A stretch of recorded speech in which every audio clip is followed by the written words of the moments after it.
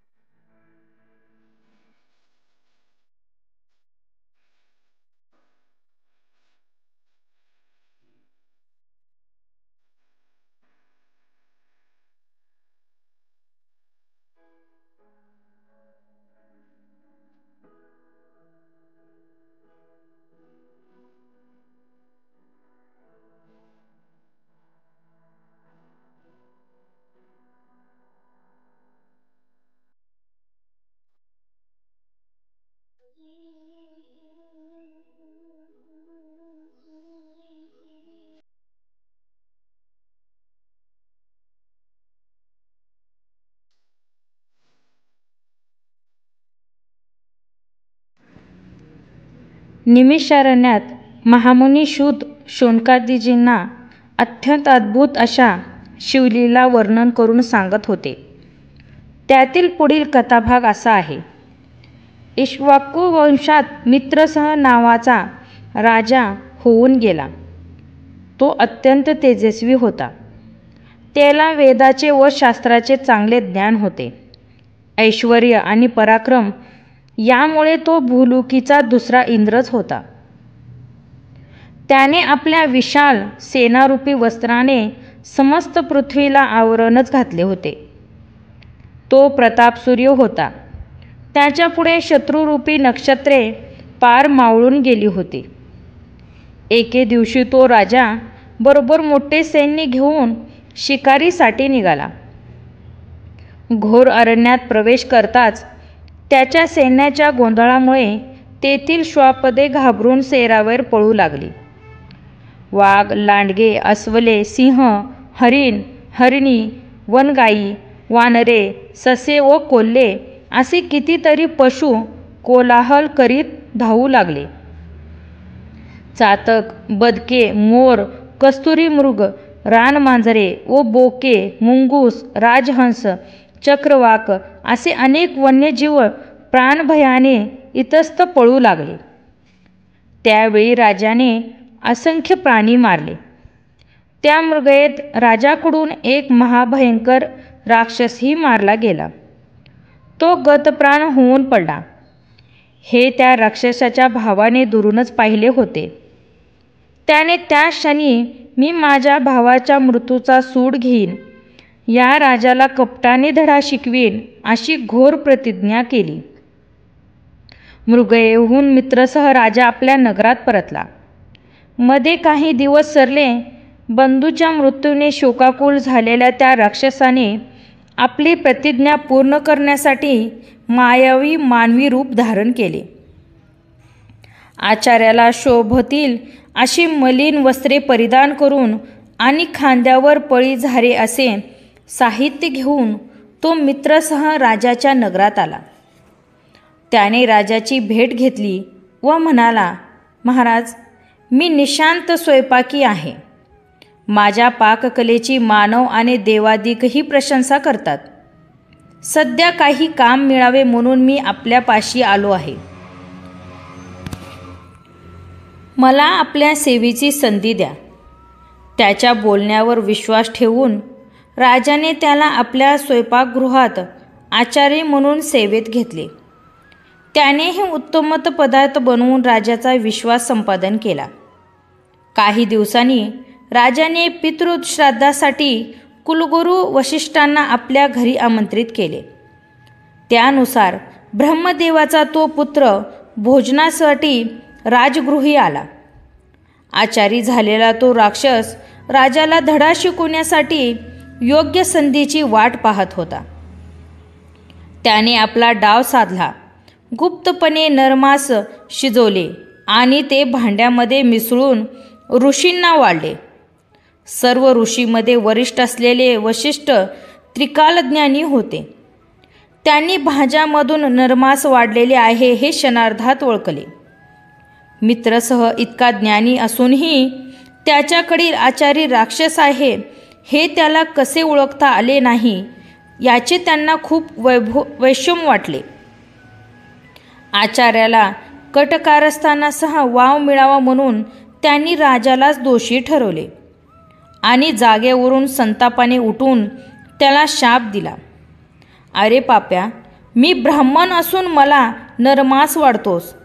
जा, या दुष्कृत्याबद्दल राक्षस होऊन तू अरण्य संचार कर. तेथे तुला काही खायला मिळणार नाही. राजा भ्रमात पडला.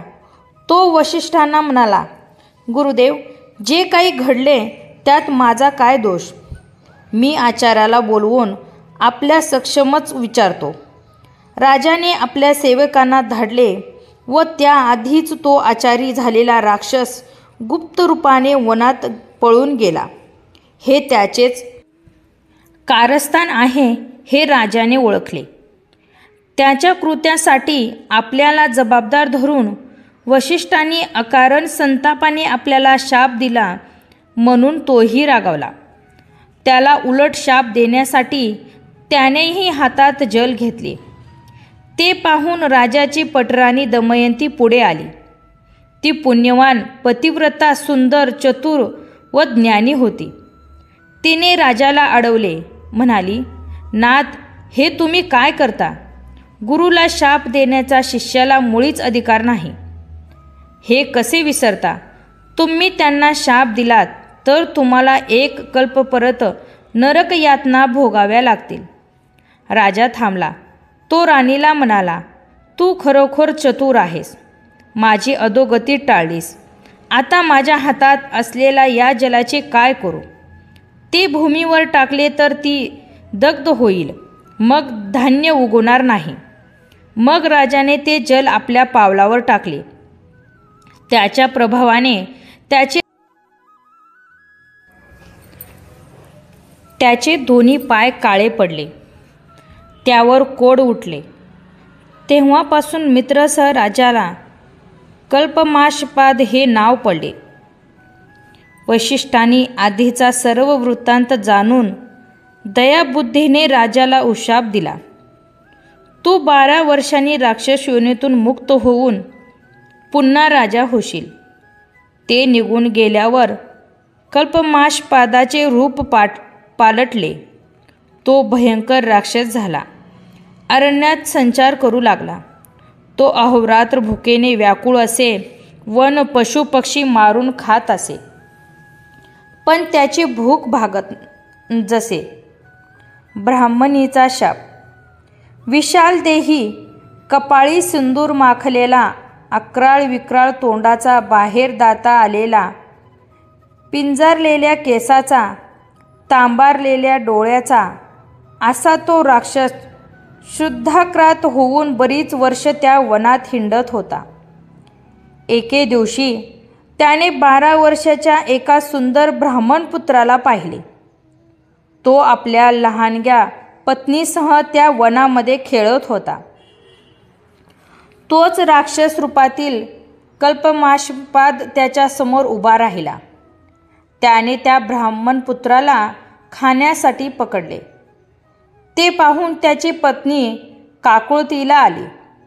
राक्षसाने आपल्या पत्नीला जीवनदान द्यावे म्हणून करुण स्वराने रडत तडत त्याला आर्तविनवण्या करू लागली. म्हणाली, अरे तू तर पुण्यकर्म करणारा मित्रसह राजा आहेस. ऋषी शापाने राक्षस झाला आहेस. गोब्राह्मणाचा रक्षण करता अशी तुझी थोर कीर्ती आहे. तू माझ्या पतीला मारून ब्रह्महत्येची पातक माती घेऊ नकोस. त्याला सोड. ती ब्राह्मणी त्याच्यासमोर गडबडा लोळली. त्याचे पाय धरले.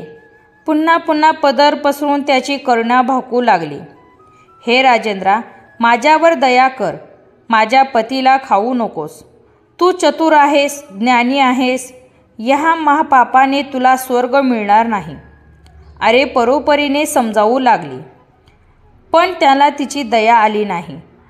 ती ब्राह्मणी आक्रोश करीत असताना त्याने तिच्या समोर तिच्या पतीला ठार केले आणि त्याचे मांस खाऊन हाडे तेथेच टाकली. त्या दुःखाने ती ब्राह्मणी आकांत करू लागली. कपाळ जमिनीवर आपटून तोंडात माती घालू लागली. त्या एकाएकी वनात तिचे सांत्वन करायलाही कोणी नव्हते. शोकाने आणि संतापाने थरथर कापणाऱ्या त्या पतिव्रतेने राजाला शाप दिला. ती म्हणाली, अरे चांडाळा, तू माझे पतिसुख हिरावून घेतलेस. मला वैधत्वाच्या खाईत लोटलेस. मी माझ्या पतीशी संग करण्यास उत्सुक असताना त्याचा प्राण घेतलास. या अपराधाबद्दल तुला क्षमा नाही. आज तू राक्षस आहेस. उद्या शापमुक्त होऊन पुन्हा राजा होशील. तेव्हा केवळ दमयंतीच नव्हे तर कोणत्याही स्त्रीशी संग केल्यास तुझा त्या क्षणी प्राण जाईल. हा शाप ब्रह्मा, विष्णू, महेश यांनी परत फिरवता येणार नव्हता. ब्राह्मणीच्या मुखातून नियती अटळ वचन बोलून गेली होती. तिने रडत रडत आपल्या पतीच्या अस्थी गोळा केल्या आणि चिता रचून अस्थीसह अग्नी प्रवेश केला. वसिष्ठांनी दिलेला शाप भोगत असताना आणखीन एक शाप त्या राजाच्या माती वसला होता. तो स्तंभित झाला. काय करावे हेच त्याला सुचेना. मृगयेदरम्यान झालेला राक्षसाचा वध आपल्याला इतका महागात पडेल आणि अनिवार्य दुःख भोगावं लागेल असे त्याच्या स्वप्नातही आले नसेल. असो, 12 वर्ष पूर्ण होताच राक्षस झालेल्या कल्पमाशपादास पुन्हा पूर्वीचे रूप प्राप्त झाले. तो नगरात परतला. एका तपानंतर त्याची व दमयंतीची भेट झाली. पण ब्राह्मणीच्या शापाने त्याच्या अंतःकरणात ठसलेली चिंता त्याला स्त्री सहवासापासून सारखी परावृत्त करत होती. आपल्या पतीचे काहीतरी बिनसले आहे हे त्याच्या चाणाक्ष राणीने बरोबर ओळखले. मग राजाने आपले मन मोकळे केले. वनात घडलेल्या ब्रह्महत्येचा सर्व वृत्तांत त्याने तिला सांगितला. ते ऐकून तिच्या आनंदावर विरजण पडले. तिच्यासाठी ती फार मोठी दुःखद घटना होती. ती कपाळ बडवीत रडू लागली. म्हणाली, हाय हाय रे देवा, कोणते पूर्वकर्म आडवे आले म्हणून पतिसौख्याला मुकले. आपला निर्वंश झाला. तिच्या दुःखाला पारावार उरला नाही. थोड्या वेळाने स्वतःला सावरून ती राजाला म्हणाली, नाथ, जे झाले ते झाले. देवगती कुणाला चुकली आहे. आता मात्र सावध रहा. मनाला आवरा. वासना अतिशय वाईट असते. ती कधी घात करील याचा नेम नाही. ब्रह्मचर्य पालन करून स्वतःचा जीव वाचवा. कोणत्याही स्त्रीशी बोलू नका. हे निखाऱ्याच्या सयेवर निजण्यासारखे आहे. मोठे अग्निदिव्य आहे. ते तुम्हाला करावेच लागेल. दिवसामागून दिवस जात होते. प्रिय पत्नीचा सहवास लाभूनही राजा स्त्री सुखापासून वंचित झाला. होता. त्याच्या संसाराला काही अर्थच उरला नव्हता. तो अहोरात्र तळमळत होता. केल्या कृत्याचा पश्चाताप वाटून स्वतःला दोष देत होता. मुक्तसंचारी वाघाला सापळ्यात पकडावे, नागाचे दात पाडून गरुड्याने त्याला दीन करून टाकावे, मदोन्नत बैलाला वेसन घालावी वा मोठ्या हत्तीला धरून अंकुशाच्या माराने आवरावे, तशी शापामुळे त्या बलाढ्य राजाची हीन अवस्था झाली होती. वंशवृद्धीचाही प्रश्न होताच. त्याने धर्मशास्त्र पाहिले. अशा संकटकाळी गुरुकडून नियोपद्धतीने आपल्या पत्नीच्या गर्भातून पुत्र उत्पत्ती करता येते. अपवाद म्हणून धर्मशास्त्राने ही सलावत दिलेली आहे. हे कळताच त्याला हायसे वाटले. त्याने वसिष्ठांची भेट घेतली. त्यांना आपली व्यथा सांगून दमयंतीस भोगदान देण्याची विनंती केली. त्यामुळे त्याच्यापासून दमयंतीस एक दिव्य पुत्र झाला. वंशवृद्धीची चिंता मिटली असली तरी मूळ समस्या तशीच होती. राजा मनोमन उबगला. त्याच्या मनात गृहत्यागाचे विचार येऊ लागले. सर्व प्रकारच्या राजविलासाचा त्याग करून तो अरण्यात निघून गेला. त्याच्या मनात कामवासना उठत असे. त्यावेळी तो विवेकरूपी अंकुशाने त्या कामनारूपी हत्तीला प्रयत्नपूर्वक आवरायचा. स्वतःला समजवायचा. म्हणायचा, राजयोगे आपल्याला मृत्यू येऊन आपली पत्नी विधवा होईल. ते कृत्य आपण कधीच करायचे नाही. आपली कर्मगती गहन आहे. नशिबात जे भयंकर भोग लिहिलेले आहेत ते भोगल्याशिवाय सुटका नाही. देवाला दोष देण्यात काय अर्थ आहे. असा तो राजा अत्यंत उदास होऊन रानावनात हिंडत असताना एक भयंकर पिशाच आपल्या पाठीशी सतत उभे आहे हे त्याच्या लक्षात आले. त्याच्याकडून पूर्वी ब्राह्मण दाम्पत्य मारले गेले होते. ती ब्रह्महत्याच पिशाच रूपाने त्याच्या मागे लागली होती. तो कोठेही गेला, जागा असला, झोपलेला असला तरी ते पिशाच त्याच्या पिछा सोडत नव्हते. आपल्या भयंकर दाडाचा कराकरा आवाज करीत त्याला भेडसवायचे.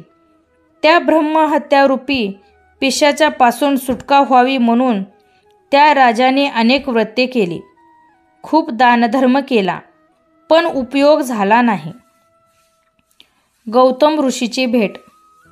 अशा प्रकारे वनात हिंडता हिंडता एके दिवशी तो कल्पमाश्पाद राजा मिथिला नगरी जवळ आला. तिच्या परिसरात अनेक प्रकारचे वृक्ष होते.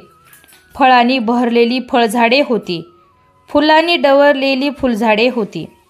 वनश्रीचे ते वैभव पाहून राजाला आल्हाद वाटला. त्याचा थकवा कुठल्या कुठे गेला. त्याला खूप बरे वाटले. पण तेथेही ब्रह्महत्या त्याच्या मागे उभीच होती. तिचे अस्तित्व त्याच्या मनाला पोखरून टाकीत होते. तेवढ्यात त्या ठिकाणी महान तपस्वी गौतम ऋषीचे शिष्यासह आगमन झाले. त्यांच्या येण्याने राजाचा भाग्योदय झाला. गरीबाला गुप्त द्रव्ये ठेवा सापडावा, भुकेने व्याकुळलेल्या मनुष्यास दुधाचा समुद्र दिसावा, मरणोन्मुख माणसास अमृत मिळावे किंवा चिंताग्रस्तास चिंतामणी सापडावा, तसे झाले. गौतमांना पाहून राजाला आपल्या सर्व चिंताचा विसर पडला. त्याने पुढे जाऊन त्यांना लोटांगण घातले. विनम्रतेने हात जोडले. त्याचे हृदय भरून आले. तो प्रेमपूर्वक त्याची स्तुती करू लागला. म्हणाला, हे मुनीश्वरा, आज तुमची भेट झाली आणि मी धन्य झालो. संताचे सहज दर्शन झाले तरी सर्व पापाची निष्कृती होते. त्याचीच कृपादृष्टी पडली तर एखादा गरीबही इंद्रासमान ऐश्वर्य भोगतो. अधिक काय सांगू. आपल्यासारख्या महात्म्याचा माझ्यावर दयालोभ राहो हीच विनंती आहे. कल्पश्मापादाला भेटून गौतमांनाही आनंद झाला. त्यांनी त्याचे क्षेमकुशल विचारले. म्हणाले, राजा, तुझे राज्य कसे चालले आहे? तुझी प्रजा सुखात आहे ना? तुझे प्रधान व मंत्री आपापली कर्तव्ये नीट पार पडत आहेत ना? ब्राह्मण, क्षत्रिय, वैश्य, शूद्र असे चारही वर्णाचे लोक सधर्माने वागत आहेत ना? तुझी पत्नी, मुलगा, सेवक व पशु हे सर्व सुखरूप आहेत ना? राजा म्हणाला, मुनिराज, आपल्या कृपेने सर्व कुशल मंगल आहे. आपण फार दुरून आलेले दिसता. तुमची आनंदमय मूर्ती पाहिली आणि मनाला एक नवीन उभारी आली. तुमच्या दर्शनाने माझे ब्रह्महत्येचे पातक दूर होईल असा मला विश्वास वाटतो. ते ऐकून गौतम ऋषींना मोठे नवल वाटले. त्यांनी राजाचे सांत्वन केले. तेव्हा राजाने आपले दुस्तर पूर्वकर्म त्यांना कथन केले. श्री क्षेत्र गोकर्ण महात्म्य. गौतम म्हणाले, हे राजा, मी गोकर्ण क्षेत्रातून येथे आलो आहे. ते शिवस्थान अत्यंत पवित्र असून त्याचे अपार महात्म्य कोणालाही वर्णन करता येत नाही. हे क्षेत्र म्हणजे पृथ्वीवरील दुसरे कैलासच. तेथे भगवान शंकर ओंकार रूपाने भवानीसह विराजमान आहेत. त्या अर्धमात्रारूप पीठाची नित्य सेवा देव, दानव व किन्नर भक्तिभावाने करतात. तेथील शिवदर्शन ब्रह्मादिकांनाही दुर्लभ आहे. श्री विष्णू लक्ष्मीसह तेथे तपश्चर्या करतो. भक्तवत्सल असा तो सांब सदाशिव मृडानी पार्वतीसह तेथे उभा आहे. त्याच्याबद्दल अधिक काय सांगावे? तो मूर्तिमंत कैवल्य आहे. कोटी सूर्याच्या एकतीत प्रभेसारखा महातेजस्वी आहे. तेथील शोभा काय वर्णन करावी? इंद्र व ब्रह्मदेवाचे सनकादिक पुत्र अहोरात्र तेथेच वास करतात. देव, वृक्ष आणि पाषाण याची रूपे घेऊन तेथे राहतात. परमज्ञानी व्यास महर्षी तेथे अनुष्ठान करतात. वशिष्ठ, भृगु व परशुराम यांनाही तेथेच राहायला आवडते. तेथे शिवदर्शनासाठी नेहमीच गर्दी असते. नारद व तुमरू तेथे शिवलीलाचे गायन करतात. तेथे उभे असलेले देवाचे समुदाय शिव शिव हर हर शिव हर शंकर अशा प्रकारे अत्यंत आनंदाने शिवनामाचा अखंड गजर करतात. ऋषी वेदघोष करतात. अष्टनायिका नृत्य करतात. तर गंधर्व आपल्या सुश्राव्य गायनाने त्या महेशाला तोषवितात. गोकर्ण हे एक अत्यंत उत्तम तेजोमय असं गूढरम्य असे स्थान आहे. त्याचा परिसर नानाविध वृक्षवल्लींनी रमणीय असा आहे. तेथील शिवालयात शुभ्र लखलखीत असे सिंहासन आहे. त्याची चारी महाद्वारे रत्नखचित आहेत. पूर्वद्वारावर ऐरावतावर आरूढ असा इंद्र आहे. यम दक्षिण द्वाराचे रक्षण करतो. पश्चिमद्वारी वरुण व उत्तरेच्या द्वारावर शंकराचा परममित्र कुबेर रक्षणार्थ उभा आहे.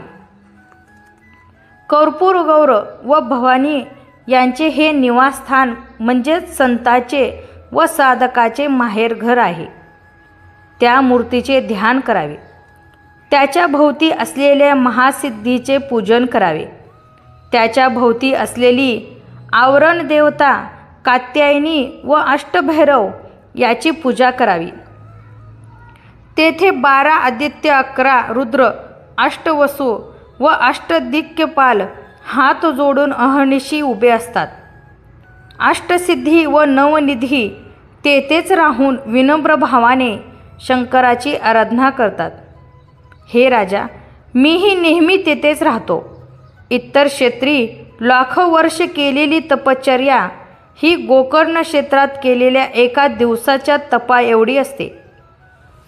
येथे जपतपादी कर्म केल्याने तो सदाशिव लगेच प्रसन्न होतो.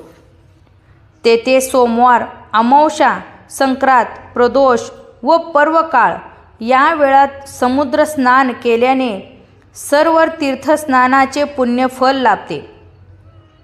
पूर्वी रावण, कुंभकर्ण व विभीषण यांनी तेथेच शिव अनुष्ठान केले होते. मोक्ष प्राप्ती करून देणारे असे हे निर्वाणलिंग रावणाने कैलासावरून आणले. त्याची गणपतीने येथे स्थापना केली. सूत मुनी शौनकादिकांना मित्रसह राजाची कथा सांगत होते. त्यात ओघाने गोकर्ण महात्म्य सांगितले. ते ऐकून उपस्थित श्रोत्यांनी जिज्ञासा वाढली. ते श्रुतांना म्हणाले, महाराज, शिवलिंग स्थापनेची ती कथा ऐकण्यास आम्ही अगदी आतुर झालो आहोत. त्याविषयी सविस्तर सांगा. मित्रसह राजाची कथा त्यानंतर सांगा. श्रोत्याच्या आग्रहावरून सुतांनी तो कथाभाग सांगितला. तो असा. महाबळेश्वराची कथा. कैकेयी ही रावणाची आई. ती शिवभक्त होती. नित्य शिवाराधना करायची. शिवलिंगाची पूजा झाल्याशिवाय पाणीही ग्रहण करायची नाही. रावणाचे कल्याण व्हावे, त्याला सर्वत्र विजय मिळावा म्हणून ती पंचधान्याच्या पिठाने शिवलिंग तयार करून त्याची पूजा करायची. तिच्या उपासनेने रावण बलिहाड झाला. तर तो कोणालाही ऐकणार नाही. स्वर्गावर स्वारी करून आपल्यालाही पंचदूत करील अशा प्रकारे विचार करून इंद्राने ते शिवलिंग कपटाने समुद्रात बुडवले. त्यामुळे कैकेयी निराश झाली. तिने अन्नोदज वर्ज केले. रावण मातृभक्त होता. त्याने तिची समजूत काढली. म्हणाला, आई, चिंता करू नकोस. मी कैलासावर जाऊन शंकराकडून त्यांचे आत्मलिंगच मागून आणतो. तू त्याची पूजा कर. 14 विद्या व 64 कलामध्ये रावण परागत होता. त्याने वेदाचे विभागावर अध्ययन करून सारं ज्ञान मिळवले होते. तोही शिवभक्त होता. शंकराला प्रिय होता. मातेला शब्द दिल्याप्रमाणे तो कैलासावर गेला. तेथे दीर्घकाल घोर तपश्चर्या केली. मग शंकराला प्रसन्न करून घेण्यासाठी प्रेमपूर्वक अद्भुत गायन केले. त्यासाठी स्वहस्ते आपली मस्तक छेदले. शिरा काढून त्याच्या स्वरयुक्त तारा बनवल्या. त्या वाद्यांना जोडून रागरागिण्या व उपराग याचे शास्त्रोक्त गायन केले. मूर्छना, कंपन आदींनी युक्त सप्त स्वर तालबद्ध असे दिव्य संगीत गायले. नानाविध गद्य पद्य रचना गीते श्रोते वेगवेगळ्या शैलीत म्हटली. शिवलीलाचे वर्णन केले. शिवनामाचा अखंड जप केला. त्याने प्रेमपूर्वक केलेल्या त्या उत्कंठ आराधनेने व तपश्चर्येने शंकर प्रसन्न झाला. रावणासन्मुख प्रकट होऊन तो म्हणाला, दशानना, मी तुझी सेवा भक्ती पाहून अत्यंत संतुष्ट झालो आहे. तरी इच्छित वर मागून घे. रावण म्हणाला, भगवान, मला आपले आत्मस्वरूप लिंग द्यावे. तसेच त्रिभुवनात अत्यंत सुंदर अशी स्त्री द्यावी. तेव्हा त्या भोळ्या शंकराने निजभक्ताने मनोरथ पुरवण्यासाठी आपल्या हृदयातून अत्यंत देदीप्यमान असे आत्मलिंग काढून रावणाच्या हाती दिले. त्याच्या औदार्याची ही परिसीमाच होती. त्या दिव्य आत्मलिंगाबद्दल काय सांगावे. ते लिंग म्हणजे ब्रह्मानंदरूपी रसाचे ओतीव साकार रूप. ब्रह्मादिकांनाही अतर्क व अप्राय मुनिजनाचे ध्येय, सनकादिकाचे पूज्य दैवत. वेदशास्त्रे व पुराणे त्याचे महात्मा आवडीने सांगतात. ते लिंग म्हणजे त्रिगुणातील परब्रह्म. आज अजित अनाद सत चिंत आनंदाने निधान. योग्याचे विश्रांतीस्थान, परमशांतीरूप निर्वाणधाम, साक्षात मोक्ष. ज्याने इच्छा मात्रे चित्रविचित्र अशी अनंत ब्रह्मांडे रचली, ज्याच्याविषयी बोलताना वेद व शास्त्रे वादविवाद करून मोनावली, त्याचेही निजरूप सहरूप सहस्रावधी बालरवीप्रमाणे अत्यंत तेजस्वी प्रभा असलेले असे ते पुरातन दिव्य लिंग रावणाने आदरपूर्वक आपल्या हाती घेतले. त्यानंतर शिवापुढे नतमस्तक होऊन तो म्हणाला, हे त्रिलोचना, तू त्रिदोषाचे स्मरण करणारा आहेस, सर्वोत्तम आहेस, सतचित्त आनंद स्वरूप आहेस, नाम आणि अनाम या पलीकडचा आहेस. तू माझी पहिली इच्छा पुरवलीस. आता मला त्रिभुवनात अत्यंत सुंदर लावण्यसागरातील अनुपम रत्न व अर्पणेचीच सुंदरी दुसरी प्रतिमा अशी स्त्री दे.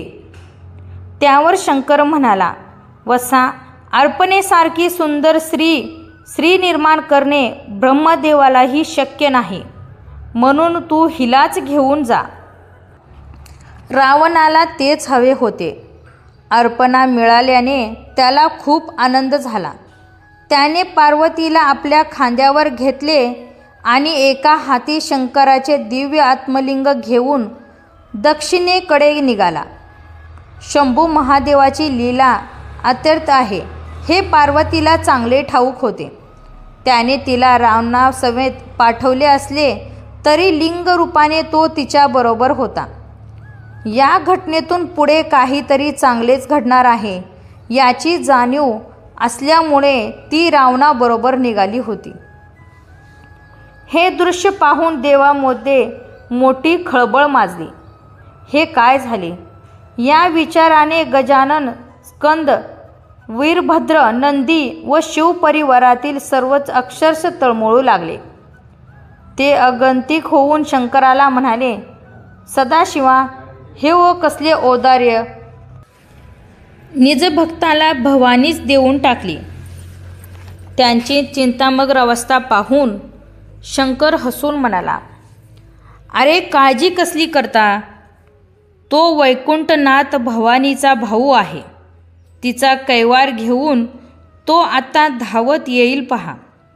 त्यावर गजानन, षडानन काय बोलणार? ते बिचारे गप्पच राहिले. इकडे रावणाबरोबर जाताना भवानी मनोमन विष्णूचा धावा करीत होती. हे विष्णू, हे कमलज तात, लवकर धाव. हे लक्ष्मीपते, हे कमलनयना, हे वेदशास्त्रांना वंदनीय असणाऱ्या नारायणा, हे सुहासवदना, हे नीलमेघासमान कांती असणाऱ्या वैकुंठनाथा, सत्वर धावत ये. मला सोडव. तू मधु, कैटभ, नरकासूर, मुरा आदी दैत्याचा वध केलास. भक्ताच्या रक्षणासाठी 10 अवतार घेतलीस. हे पितांबरधारी जनार्दना, तू जगद्गुरू आहेस. मदनाचा अंत करणाऱ्या माझ्या पतीला अर्थात शंकराच्या मनाला आनंद देणारा आहेस. हे प्रद्युम्नाथ श्रीधरा, तू दुष्ट असुराचा नाश करणारा आहेस. अत्यंत उदार आहेस. माझी आर्तता जाणून अवलिंब धावत ये. आता तू सहाय्य करता आहेस. पार्वतीची हाक ऐकून विष्णू वेगाने धावला. ब्राह्मणाचे रूप घेऊन रावणाच्या मार्गात उभा राहिला आणि म्हणाला, दशानना, तू धन्य आहेस. ही ललना तुला कोठे मिळाली? रावण म्हणाला, विप्रवर्य, ही साक्षात पार्वती आहे. स्वतः शंकराने मला दिली आहे. ब्राह्मण म्हणाला, काय पार्वती? तुझी फसगत तर झाली नाही? ती तर अप्रतिम लावण्यवती आहे आणि ही किती कुरूप आहे, पाहिलेस का?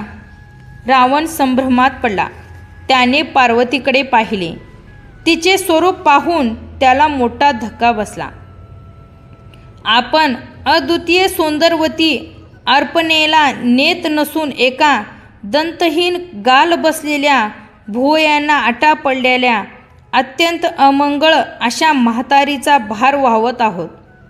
हे लक्षात येताच त्याने तिला पटकन खाली उतरवले आणि तो तरातरा चालत शंकराकडे निघाला.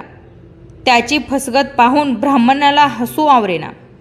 त्याने अर्पणेची त्याच विचित्र रूपात शक्तिपीठ भद्रकाली म्हणून स्थापना केली आणि तो वैकुंठात परतला. रावण शंकराकडे गेला आणि म्हणाला, देवा, मी तुझ्याकडे मागितले काय आणि तू मला दिले काय? माझी अशी फसवणूक का केलीस? अर्पणा देतो असे सांगून एक अमंगळ वृद्धा दिलीस. तुला काय म्हणावे? ते ऐकून शंकरास हसू आले. तो म्हणाला, वाटलेच होते मला. अरे, अर्पणा मोठी मायावी आहे. भल्या भल्यांना जिच्या कृत्यत्वाचा थाग लागला नाही ती तुला कशी सांभाळता येईल? ती अत्यंत ब्रह्मांडाचे साम्राज्य उभे करून दाखवील आणि क्षणार्धात नाहीसे करील. आता मी काय सांगतो ऐक. अर्पणेसारखी सुंदर स्त्री एक विष्णूच निर्माण करू शकतो.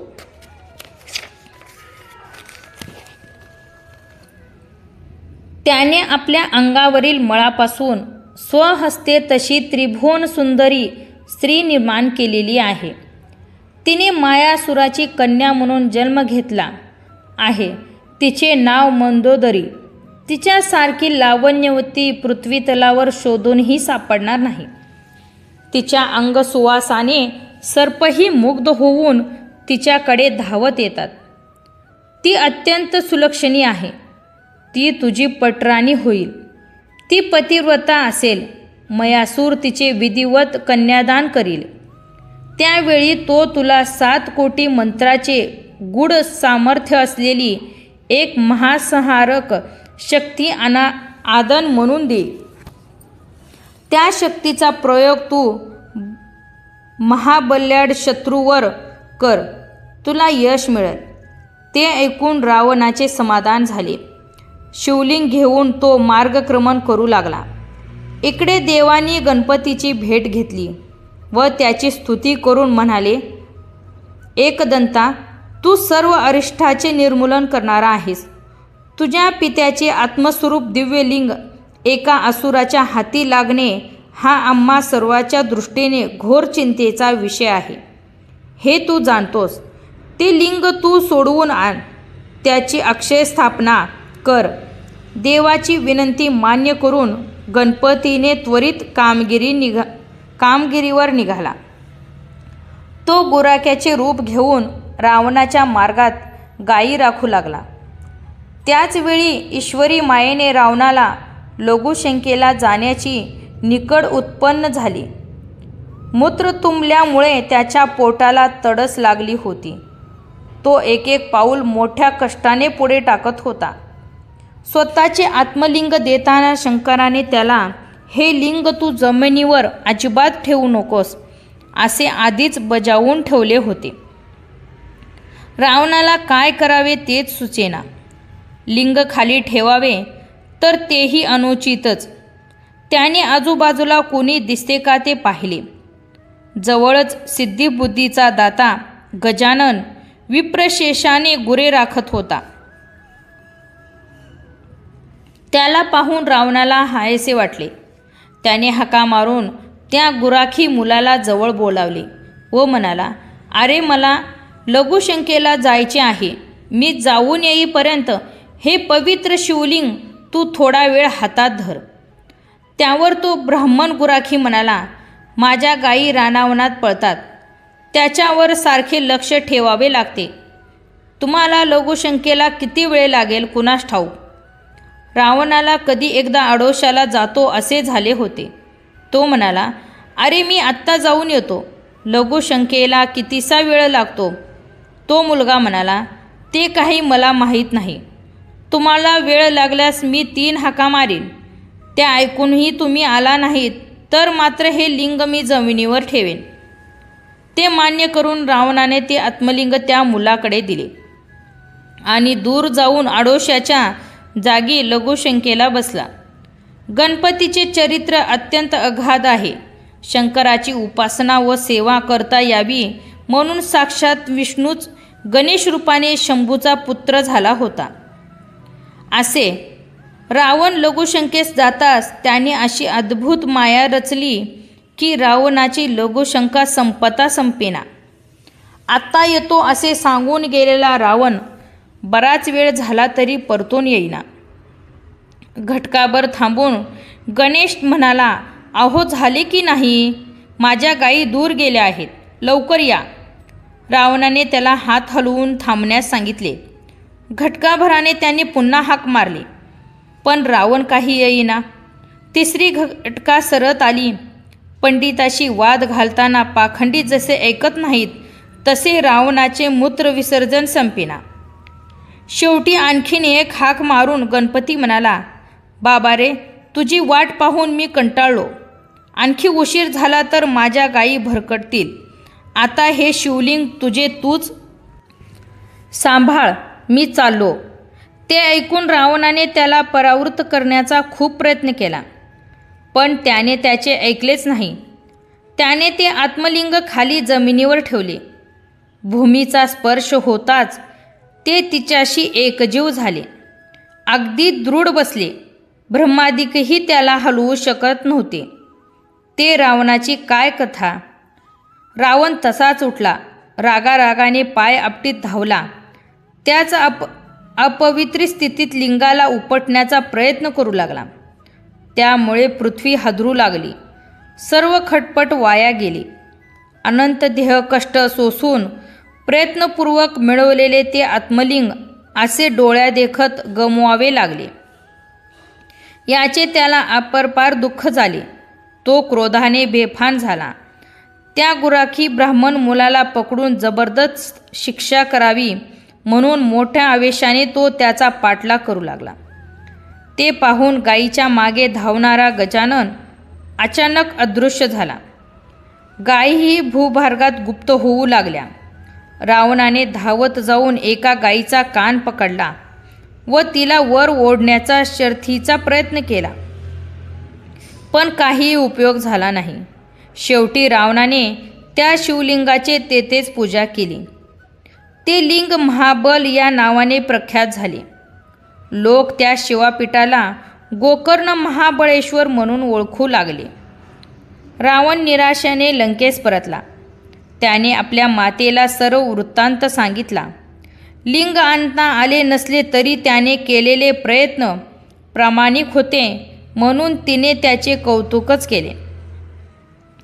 तेव्हापासून कैकसी नित्यनेमाने तेथे जाऊन शिवपूजन करू लागली. रावण, कुंभकर्ण व बिभीषण तेथेच अनुष्ठान करीत असत.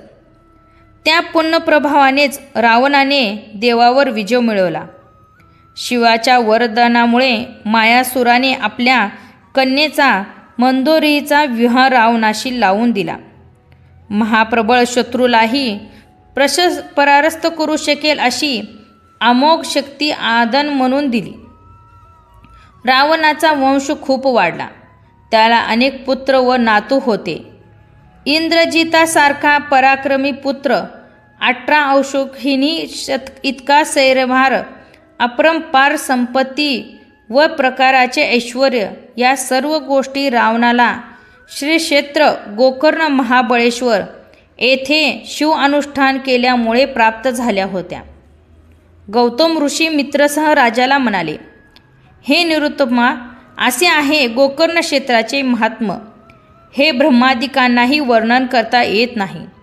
येथे शिवाचे आदिलिंग गणेशाच्या हस्ते स्थापन झालेले असल्याने देव आणि ऋषी त्यांची भावभक्तीने पूजा करतात. आम्ही तेथूनच आलो आहोत. मिथिलेच्या राजाने यज्ञयागाचे आयोजन केलेले आहे.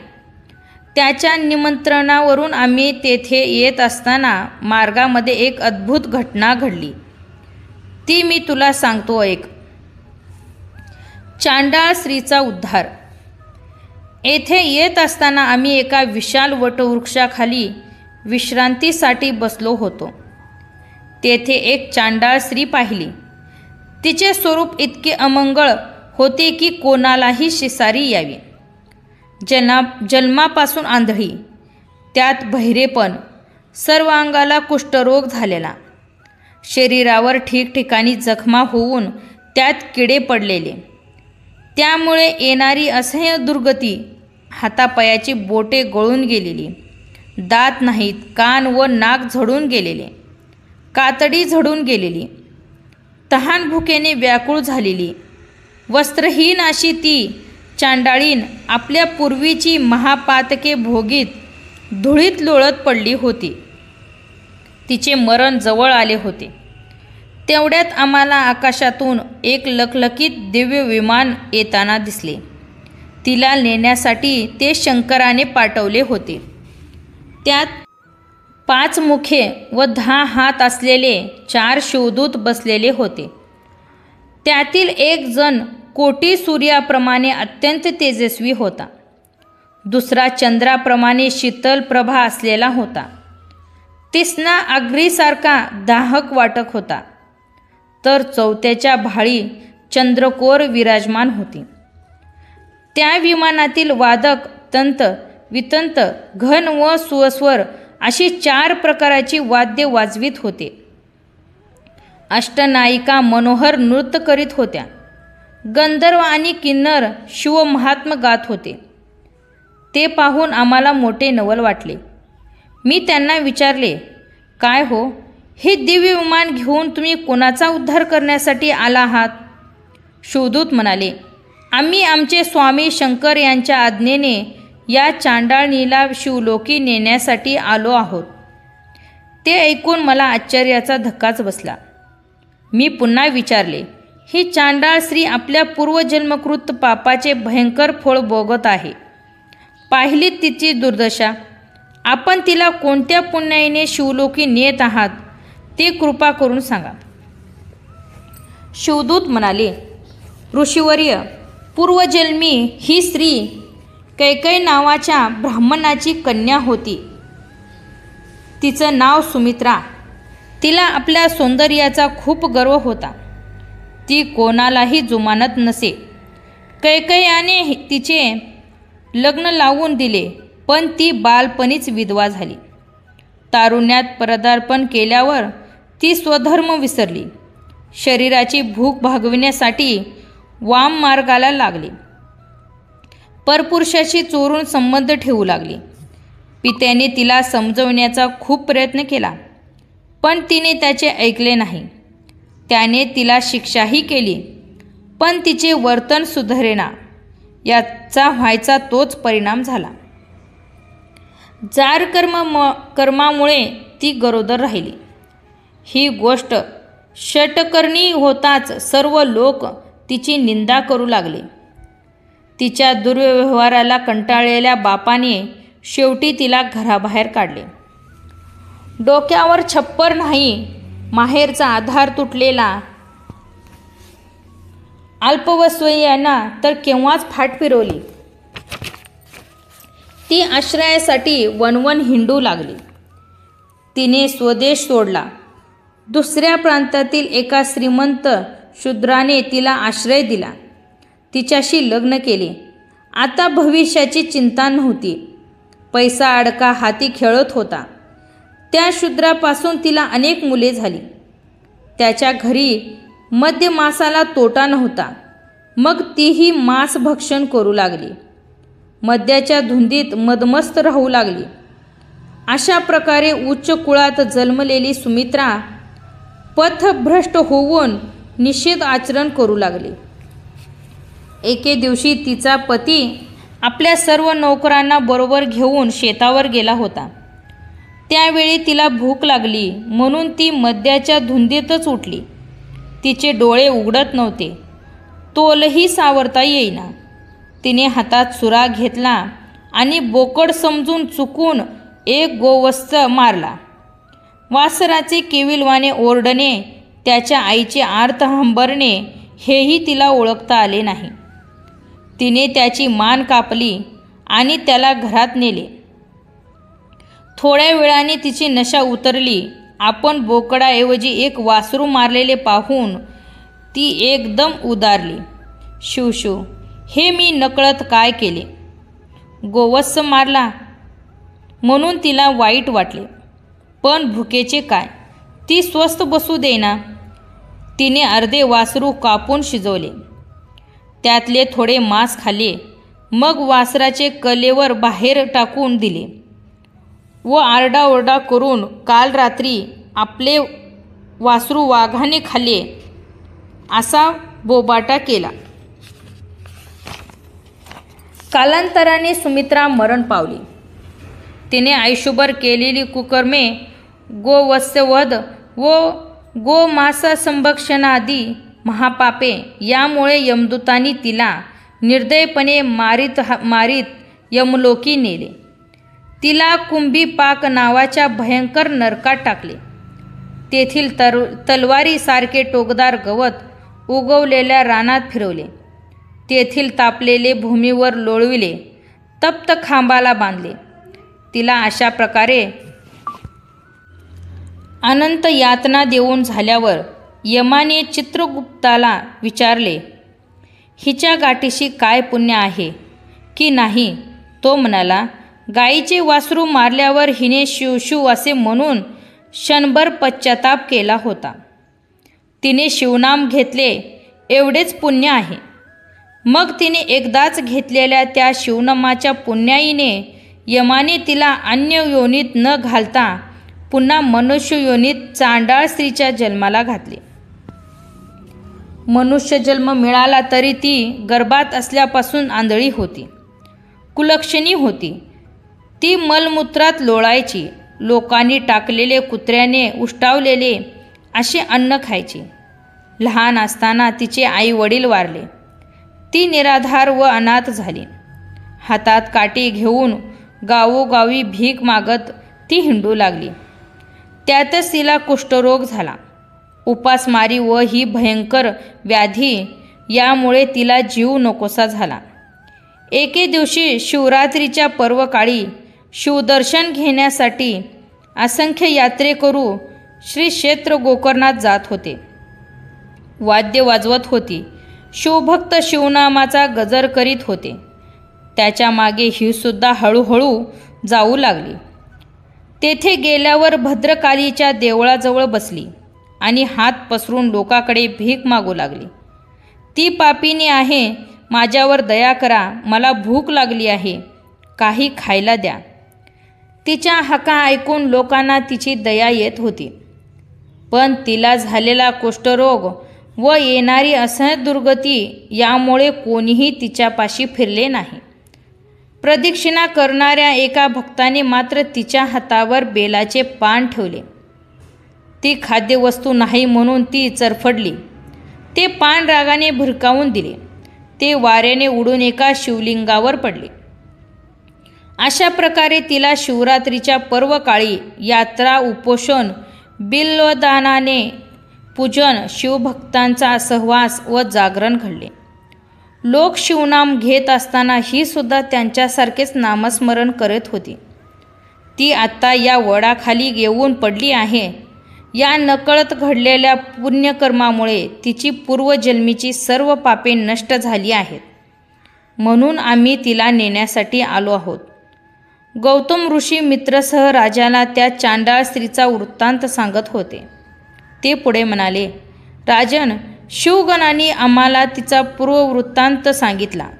तेवढ्यात आमच्या देखतच तिने रोगाने जर्जर झालेल्या त्या देहाचा त्याग केला. गोकर्ण क्षेत्रात मरण आले तेही तिचे सद्गतच. पूर्व देहातून बाहेर येताच तिला दिव्य शरीर प्राप्त झाले. शिवगणांनी तिला सन्मानाने शिवलोकी नेले. तिचे जनकल्याण झाले. म्हणून माझे तुला असे सांगणे आहे की तू आदरपूर्वक गोकर्णास जा. तेथे शिवरात्रीस पार्वतीसह महाबळेश्वराची बिल्वपत्रांनी पूजा कर.